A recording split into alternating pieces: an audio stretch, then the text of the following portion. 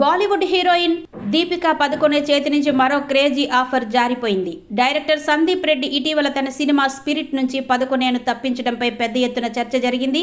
దీపికా పదుకొనే గొంతెమ్మ కోరికలను తాను తీర్చలేనంటూ బహిరంగంగానే సందీప్ రెడ్డి వంగ చెప్పేశాడు. బాలీవుడ్ లో అత్యధిక రెమ్యూనరేషన్ తీసుకుంటున్న హీరోయిన్లలో దీపికా పదుకొనే కూడా ఒకరు.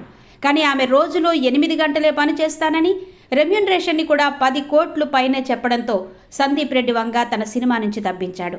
నిజానికి దీపికాకి ఉన్న క్రేజ్ దృష్ట్యా 10 కోట్ల రెమ్యూనరేషన్ పెద్ద సమస్య కాదు. కానీ 8 గంటలే పని చేస్తాననడం చాలా మందికి నచ్చడం లేదు. 1000 కోట్లు పైనే వసూలు చేసిన కల్కి 2898 AD మూవీ సీక్వెల్ నుంచి దీపికాని తప్పిస్తున్నట్టు వైజయంతి మూవీస్ అధికారికంగా తాజాగా ప్రకటించింది. కల్కి లాంటి పాన్ ఇండియా భారీ ప్రాజెక్టు విషయంలో 10 గంటల కండిషన్ వాళ్ళకి కోపం తెప్పించినట్టు ఉంది. పెద్ద సినిమాల షూటింగ్ చెప్పిన సమయానికి పూర్తి కాదు, నెలల తరబడి షూటింగ్ చేయాల్సి వస్తుంది.